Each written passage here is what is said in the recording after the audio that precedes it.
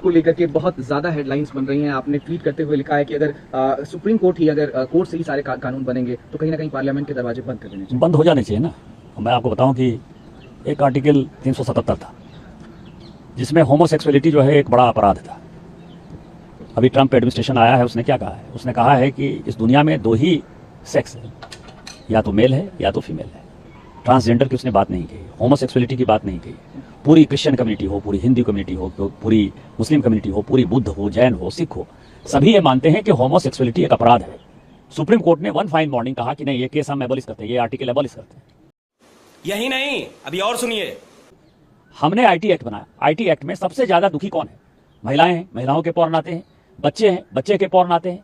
उनकी सेक्सुअलिटी के बारे में जो है हंगामा होता है। एक दिन सुप्रीम कोर्ट खड़ा होता है, वो कहता है 66 से खत्म कर दिया हमने, आईटी एक्ट खत्म कर दिया। बात तो सही है। अभी आप समझिए, मैंने आर्टिकल 141 का बहुत बड़ा जो है अध्ययन किया है। आर्टिकल 141 कहता है कि हम जो कानून बनाते हैं, हम जो जजमेंट देते हैं, वो लोअर कोर्ट से लेकर सुप्रीम कोर्ट तक लागू है। लोअर कोर्ट से लेकर सुप्रीम कोर्ट तक लागू है, लेकिन कानून बनाने वाला जो है आर्टिकल 368 क्या कहता है? आर्टिकल 368 कहता है कि इस देश के संविधान को, पार्लियामेंट को सभी कानून बनाने का अधिकार है।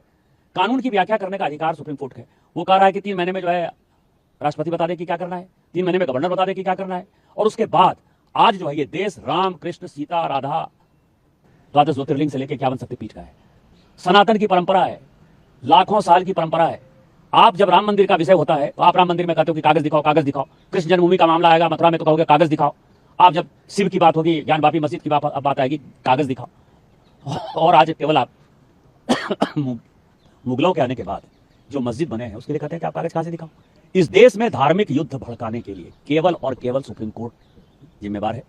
सुप्रीम कोर्ट का एकमात्र उद्देश्य है show me the face will show you the law. वक्फ कानून को लेकर के जब वक्फ जेपीसी जगदम्बिका पाल जी चेयरपर्सन थे, उनसे पूछा गया, उन्होंने कहा कि अगर ये अनकॉन्स्टिट्यूशनल बोल रहे हैं जेपीसी की 3 बैठकों के बाद, दोनों सदनों से पास होने के बाद, महामहिम के सिग्नेचर के बाद, तो कहीं ना कहीं मुझे इस्तीफा दे देना चाहिए और मैं इस्तीफा दे दूंगा अगर ये अनकॉन्स्टिट्यूशनल बोल रहे हैं। कल्याण बनर्जी का बयान, उन्होंने कहा आप इस्तीफा दे दीजिए, आप गलत बात करते हैं। इस देश में जितने गृह युद्ध हो रहे हैं उसके जिम्मेवार केवल यहाँ के chief justice of India Sanjeev Khanna साहब।